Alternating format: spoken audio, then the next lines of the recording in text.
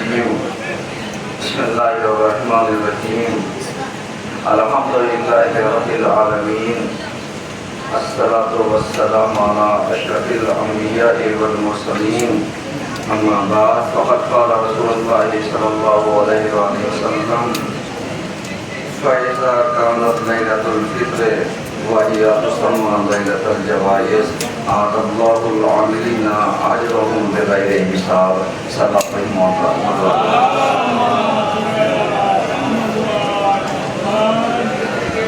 حضرات گرامی، سب سے پہلے میں آپ کی خدمت میں عید سعید فطر مبارکباد پیش کرتا ہوں اور اللہ سے دعا کرتا ہوں کہ پروردگار عالم اس نئے سال کو ہم سب کے لیے خوشیوں بھرا اور نوید بھرا لے کر کے آئے. آپ حضرات تشریف رکھیے. نماز 9:30 بجے ہوگی. جو لوگ اندر آ رہے ہیں وہ تھوڑا سا حوصلہ رکھے تاکہ اندر والے جب تک باہر نہیں جائیں گے پہچان نہیں ہو پائے گی. حوصلہ رکھیے. 9:30 بجے نماز سلوات پڑھیے سب مل کر.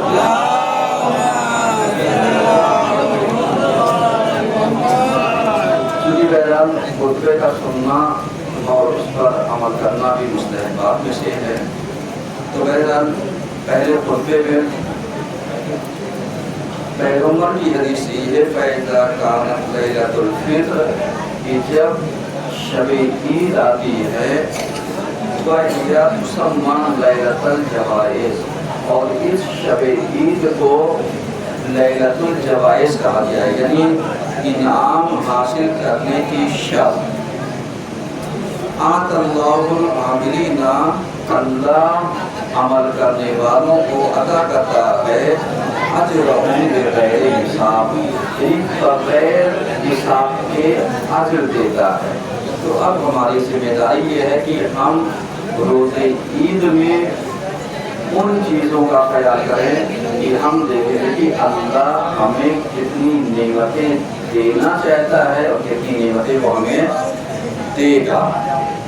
کیونکہ حقیقی اور اصلی عید ان لوگوں کی ہے کہ جن لوگوں نے روزہ رکھا ہے. لیلۃ الجوائز ان کے لیے ہے کہ جنہوں نے پورے مہینے میں روزے کو مکمل کیا ہے، یا وہ افراد کی جو روزہ نہیں رکھ پائے ہیں اور انہوں نے روزے کے بدلے اپنے فدیے کو ادا کر دیا ہو.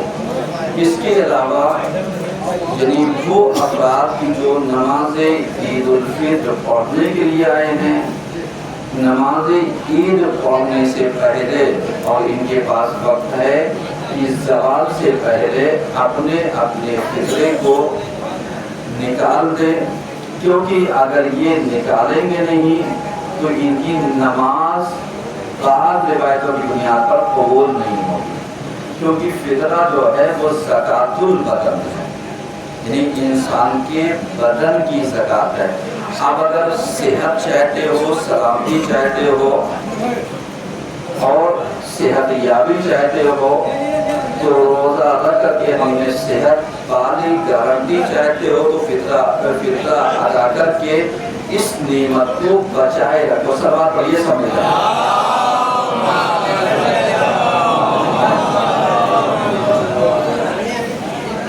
اور اس کے علاوہ حضور والا عید کے دن ہم کیا کر سکتے ہیں کیا نہیں کر سکتے. جو ایک اہم ترین مسئلہ تھا، دیکھیے میرے ذہن میں آ گیا، میں کلیئر کیے دیتا ہوں کہ میں نے نماز سے پہلے بھی چند بات کہی. اب تھوڑی سی تفصیل بیان کیے دیتا ہوں تاکہ وہ افراد کہ جو فیصلے لیتے ہیں ان کے لیے ایک لمحہ فکریہ ہے کہ جب بھی اہم اور مہم باتوں پر فیصلہ لیا جائے تو شرعی حدود اور جوانب اور جو مسائل میں جو گنجائشیں ہوتی ہیں اس کی رعایت کی جائے تاکہ صحیح مسئلے کا علم اور صحیح جانکاری حاصل ہو سکے. بہرحال شام کے متعلق میں تھوڑی سی وضاحت دیکھیے میرے عزیز، ابھی آپ جگہ خالی ہو جائے گی، تھوڑا سا حوصلہ رکھیں تاکہ جو بات میں سمجھانا چاہتا ہوں میرے عزیز اس کو سمجھیے، کیونکہ یہ اس سال کا مسئلہ نہیں ہے، ہر سال آنے والی عید کا مسئلہ ہے، ہر سال آنے والے ماہ رمضان کا مسئلہ ہے، لہذا اس مسئلے کو کلیئر بھی ہونا چاہیے، اور اس کے اوپر بیٹھ کر کے وہ افراد کہ جنہوں نے تخصص کر رکھا ہے، وہ افراد کہ جو اس میں ماہر ہے، اسپیشلسٹ ہیں، وہ افراد جو فقہی یعنی اتار اور چڑھاؤ سے واقف ہے، وہ افراد کہ جو معصومین کے مفاہیم کو بخوبی درک کر سکتے ہوں، نہ یہ کہ فلاں صاحب نے اعلان کر دیا تو ہم نے تقریر میں ان کی اعلان کر دیا۔ اللہ نے عقل دے رکھا ہے، اللہ نے شعور دے رکھا ہے، اللہ نے سمجھداری دے رکھی ہے، اللہ نے مسئلے اور گنجائش دے رکھی ہے، آپ ذرا سا اس کے اوپر عمل کیجئے، ذرا سا سمجھیے گا۔ ابھی آپ جمجور ہو کر کے بیٹھ جائیے، کوئی دقت نہیں، جب جماعت کھڑی ہوگی تو آپ بیٹھ جائیے، ابھی آپ ایسے ہی بیٹھ جائیے، جو لوگ کھڑے بیٹھ جائیے، اپنی اپنی یہاں بیٹھ جائیے، جمجور ہو کر کے بیٹھ جائیے، صفے نہ لگائیے تاکہ جو لوگ نماز پڑھیں وہ خود ہی چلے جائیں گے، جو نہیں پڑھیں وہ اپنا صفے درست کر لیں گے۔ بہرحال کہنے کا مطلب یہ ہے کہ یہ جو چاند کا مسئلہ ہے یہ بہت اہم مسئلہ ہے، نہ یہ تقلیدی مسئلہ ہے، نہ یہ اعلان کیا ہوا دفتر کا مسئلہ ہے، بلکہ یہ مسئلہ خود ہمارے ہندوستان کا ہے۔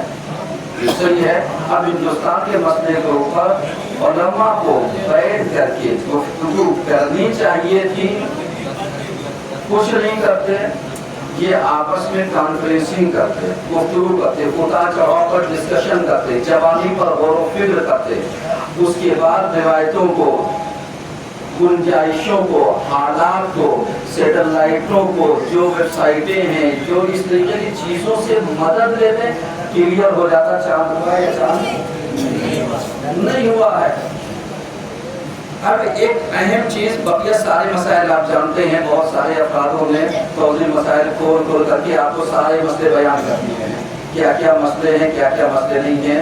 بھائی سب سے پہلی چیز اپنی آنکھ سے دیکھیں، اگر آپ نے اپنی آنکھ سے نہیں دیکھا تو عادل گواہی دے دے اور یقین ہو جائے تو عید ہے۔ تو یہ بتا دیے جن بیچاروں نے یعنی کرگل میں، لداخ میں، لیہ میں یا دوسری جگہوں پر وہیں پر چاند دیکھا، وہ عادل تھے یا نہیں تھے؟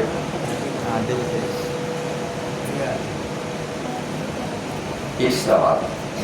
دوسرا سوال یعنی جو سب سے اہم مسئلہ ہے، یہ میرا جو میں بیان کر رہا ہوں، یہ میرا اپنا ذاتی نظریہ ہے، چونکہ جو معصومین کی روایت ہے وہ معصومین کی روایت یہی ہے کہ اگر چاند آپ اپنی آنکھوں سے دیکھیے، یعنی چاند کا مسئلہ جو ہے وہ آنکھوں سے ہے، آپ آنکھوں سے دیکھیے، وہاں پر چاند کس سے دیکھا گیا؟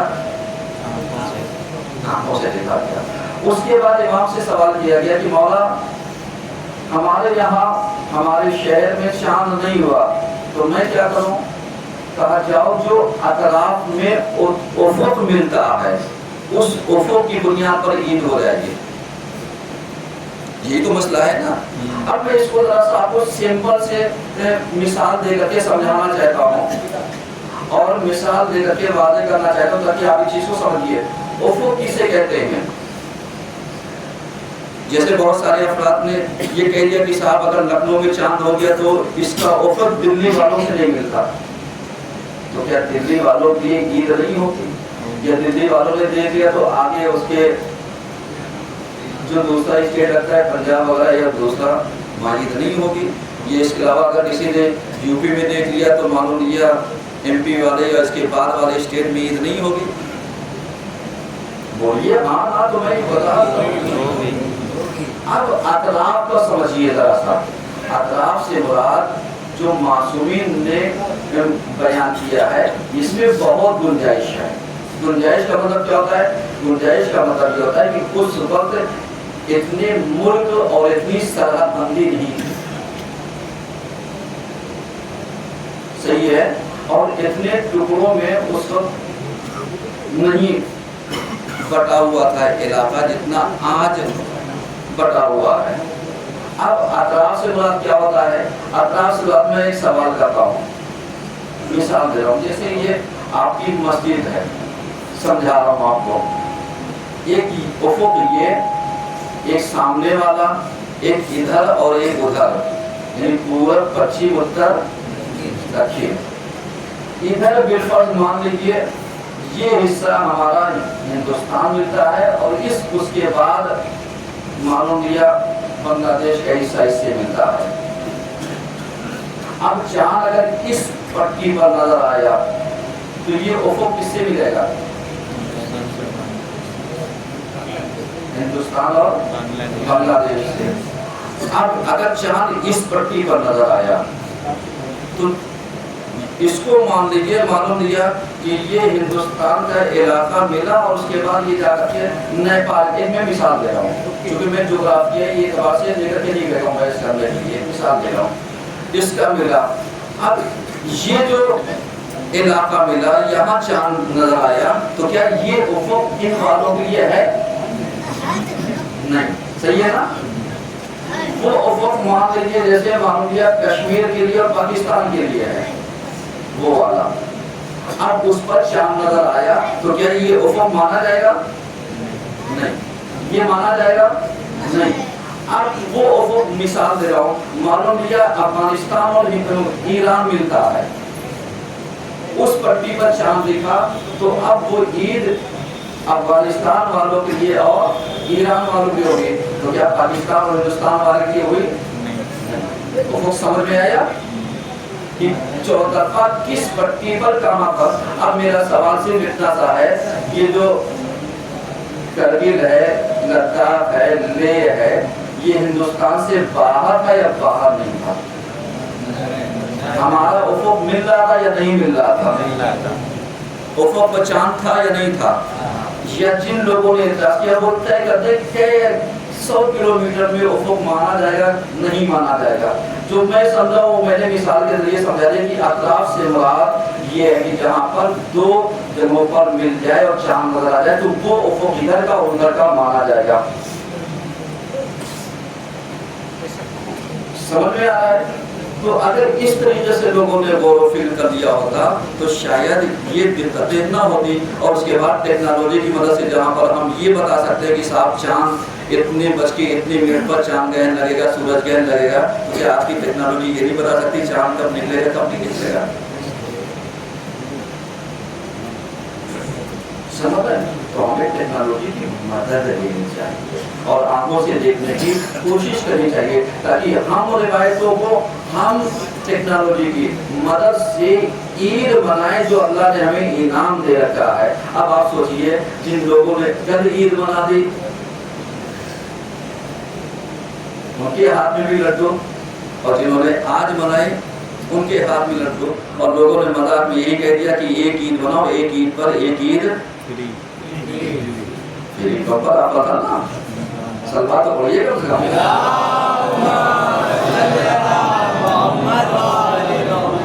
تو میں کہنا چاہوں گا بچوں کو بھی ڈبل عید ملنی چاہیے، ایک عید پہ ایک عید ہی فری، ڈبل فطرہ نکالنا چاہیے، ایک فطرے پہ دوسرا فطرہ فری۔ سلوا تو پڑھیے گا اس کا۔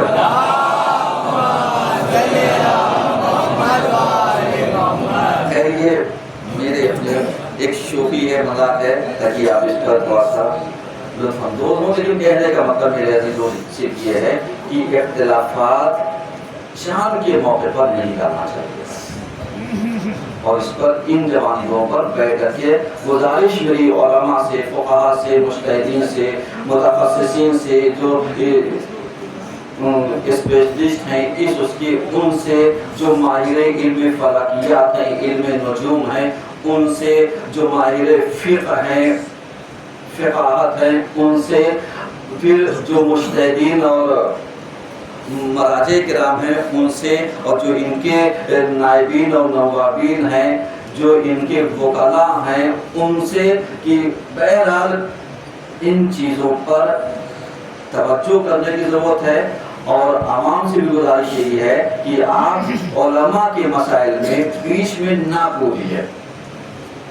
کیونکہ آپ اس کے ماہر نہیں ہیں، آپ متخصص نہیں ہیں، اور آپ نہ علماء کو برا کہیے نہ بھلا کہیے، کیوں؟ اس لیے کہ امام کی ایک حدیث پیش کرنا چاہتا ہوں، سب آپ یہ سمجھیں۔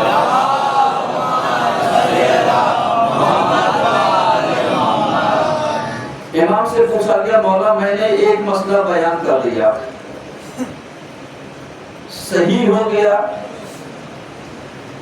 تو بہت اچھا، اور میں نے مسئلہ بیان کر دیا غلط ہو گیا، پھر کیا ہوگا؟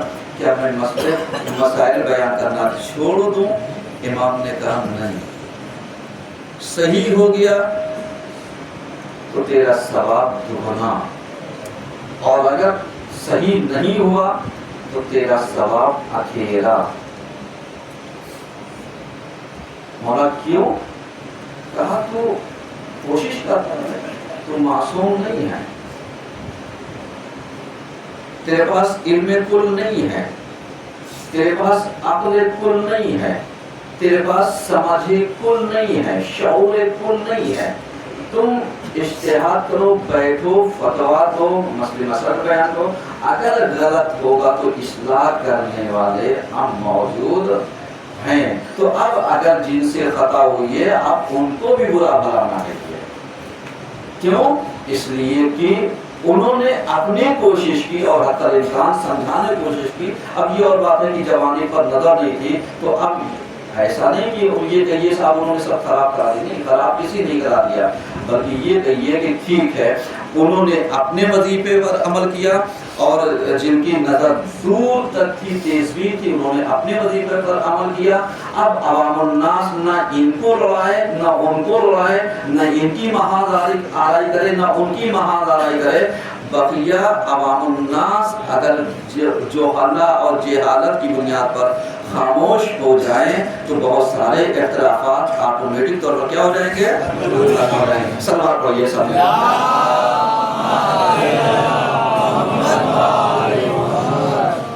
بس آخری بات یعنی پہلے خطبے کی کہ آپ عید کے موقع پر جائیے گا، اپنے رشتہ داروں سے ملیے، ملائیے، ان کو عیدی دیجیے، عیدی لیجیے، اور اگر کچھ نہیں کر سکتے ہیں تو صلہ رحمی ایک فروٹ پانی کے ذریعے ہی صحیح صلہ رحمی کرو، وہ آ جائیں ان کو پانی پلاؤ، تم چلے جاؤ تو ان کے گھر کا پانی پی لو، تاکہ کم سے کم ایک فروٹ پانی کے ہی ذریعے صلہ رحمی، میل محبت، دوستی یاری، رشتہ داری، آپس میں اتفاقات محفوظ رہ جائیں، اور اس کا اجر اللہ کے اوپر ہے، جو تم کرتے جاؤ گے اللہ اسی حساب سے تمہیں ثواب دیتا جائے گا۔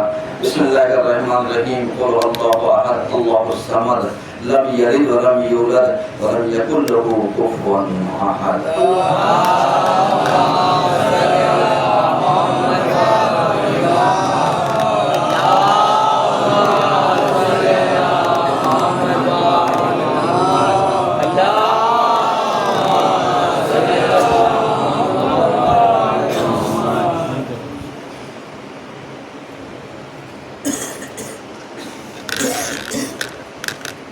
اعوذ باللہ من الشیطان الرجیم، بسم اللہ الرحمن الرحیم، الحمدللہ رب العالمین، الصلاة والسلام علی اشرف الانبیاء والمرسلین، اما بعد فقد قال رسول اللہ صلی اللہ علیہ وآلہ وسلم زینوا اعیادکم بالتکبیر، صلوات پر مولا۔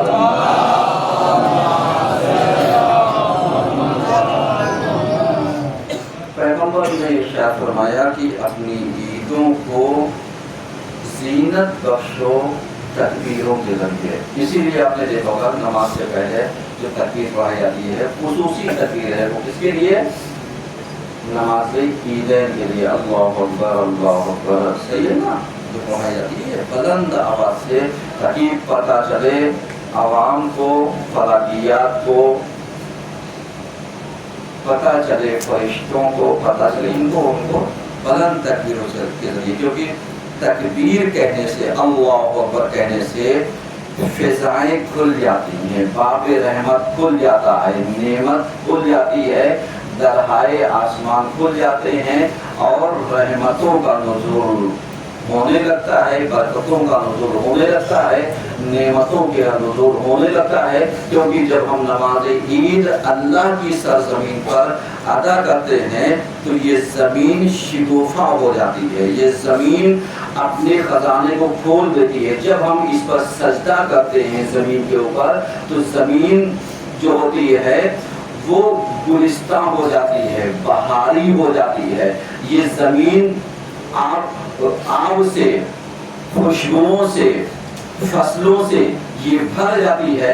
اب یہیں سے میں ایک میسج ان افرادوں تک بھی دینا چاہتا ہوں کہ جو ہمیں زمین پر سجدہ کرنے سے روکتے ہیں، تو ہمارے سجدوں سے اگر زمین زندہ ہوتی ہے، کیونکہ ہم کسی اور کا سجدہ نہیں کرتے، اللہ کی دھرتی پر اللہ کا سجدہ کرتے ہیں۔ اب جو روکتے ہیں تو وہ پنگا ہم سے نہیں لے رہے ہیں، وہ پنگا ڈائریکٹ خدا سے لے رہے ہیں۔ سلوات پڑھیے سب مل کر۔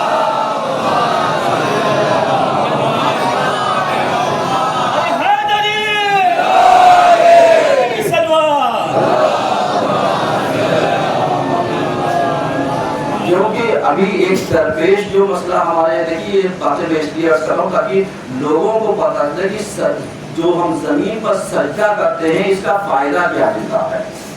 سمجھیے گا اس کا فائدہ کیا ملتا ہے۔ اس کا فائدہ یہ ملتا ہے کہ جب ہم سجدہ کرتے ہیں تو یہ جو زمین کے نیچے پانی پایا جاتا ہے جس کا لیول بہت ڈاؤن ہوتا جا رہا ہے، تو یہی سجدہ کرنے سے زمین کا لیول بڑھتا چلا جاتا ہے۔ سمجھ میں آ رہا ہے کہ اگر ہم سجدہ کرنا چھوڑ دیں گے تو کہیں ایسا نہ ہو کہ پانی زمین کے لیول سے اتر جائے تو ہم پیاسے مر جاؤ۔ سلوات تو پڑھیے گا۔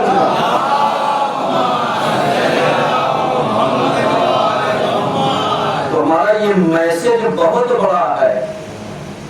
یہی وجہ ہے جا کر کے فلسفہ اذان میں دیکھیے گا کہ اگر یہ اذان کی آوازیں بند ہو جائیں تو یہ زمین و آسمان کا قیام ختم ہو جائے گا، کیونکہ اللہ اکبر کی صدا نے ہی تان رکھا ہے، بچا رکھا ہے زمین آسمان کو، پورے سسٹم کو، پورے فضا کو۔ یہ جو سولر سسٹم ہے، لونر سسٹم ہے، یہ آ کر کے کیوں اس کا وہ ہے، یہ اپنے مدار سے ہٹ جائے گا اگر اللہ اکبر کی آوازیں بند ہو جائیں۔ سمجھے؟ یہی وجہ ہے جو ہمارے یہاں وہ پایا جاتا ہے 2 منٹ پہلے، 1 منٹ بعد، آدھا گھنٹہ پہلے، یہ پورا سسٹم پوری دنیا کا یہ ہے کہ تاکہ اللہ اکبر کا نام پوری دنیا میں ہر وقت لیا جائے۔ یہی وجہ ہے کہیں پر دن ہو رہا ہے، کہیں پر رات ہو رہی ہے، کہیں پر سویرا ہو رہا ہے، کہیں سورج ڈوب رہا ہے، کہیں سورج نکل رہا ہے، کہیں پر 22 گھنٹے کا دن ہو رہا ہے، 4 گھنٹے کی رات ہو رہی ہے، 2 گھنٹے کا دن ہو رہا ہے۔ یہ سب فلسفے ہیں، اس چیز کو سمجھنے کی ضرورت ہے تاکہ سمجھیں کہ اللہ اکبر کی آواز میں کتنی چیزیں چھپی ہوئی ہیں۔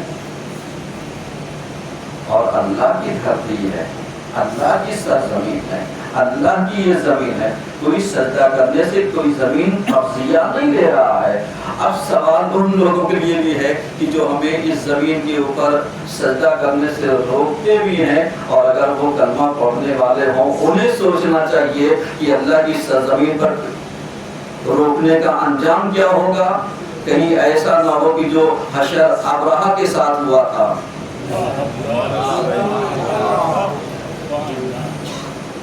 سمجھیے گا یہ تاریخ ہے، جا کر کے دیکھیے گا۔ تو کہنے کا مطلب یہ ہے کہ اپنے عیدوں کو بلند آواز سے برپا کیجیے تاکہ تکبیر کے ذریعے سب مل کر لیجیے اللہ اکبر، اللہ اکبر، احسن، جزاک اللہ۔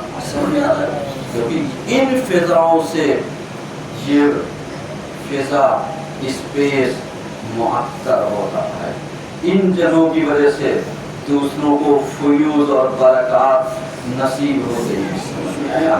اور اس کے بعد اگر دیکھا جائے آخری بات، چونکہ وقت کم ہے ہمارے پاس، کہ پیغمبر کا جانشین کہتے ہیں کہ انما ہوا عید لمن قبل اللہ صیامہ، لمن قبل اللہ صیامہ وشکر قیامہ وکل یوم لا یعصی اللہ فہو عید۔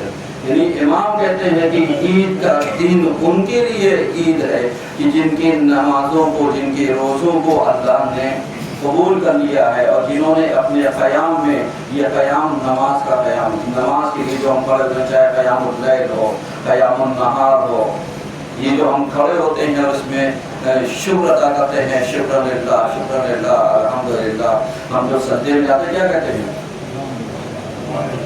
سبحان ربی الاعلیٰ و بحمدہ، یعنی ہم تسبیح ہی تو کرتے ہیں، کچھ اور نہیں کرتے، تسبیح کرتے ہیں سبحان ربی الاعلیٰ و بحمدہ، اور اس کے بعد جب سجدے شکر کرتے ہیں سبحان اللہ، سبحان اللہ، سبحان اللہ، شکر للہ، شکر للہ، الحمدللہ، صحیح ہے نا؟ پھر بہت سارے کلمات اور ہیں، ہم اس کو ادا کرتے ہیں تاکہ فیوز اور برکات باقی رہے، ورنہ انسان کی لائف اتنی ہے، کس نے نہیں، آج ہو کل چلے جاؤ گے۔ جب بڑے بڑے اس زمانے کے افراد ظالمین جابرین باقی نہیں رہے، جن کا خاتمہ ہو چکا، یا ظالم کو اللہ نے ظالم سے ٹکرا کر کے ختم کر دیا، یا ظالم کو سر کے اوپر اتنے جوتے پڑے، آپ دیکھیے ہے واقعہ نہیں کہ معلوم لیا نمرود کے دماغ میں اللہ نے صرف ایک چھوٹے سے مچھر کو بھیج دیا، اور جب تک اس کے سر کے اوپر جوتے نہیں پڑ جاتے تب تک اسے چین نہیں ملتا تھا۔ تو یہ تو اللہ کی قدرت ہے، کس کو کیسے جوتا کھلانا ہے وہ بہتر جانتا ہے۔ ایک سلام پڑھیے سامنے۔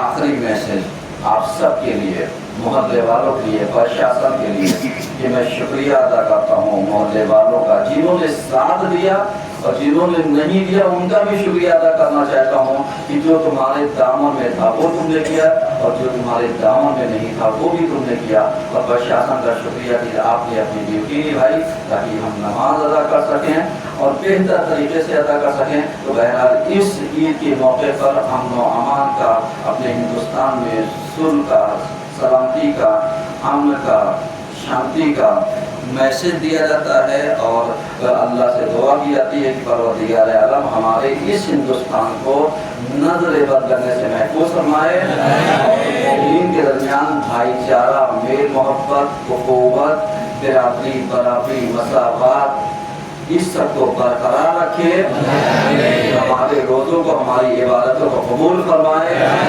اور اس کے علاوہ ہمارے امام کے ظہور میں زیادہ فرمائے، اور ہم سب کو ان کی آوان اور سر میں شمار فرمائے۔ اللہم صلی علی محمد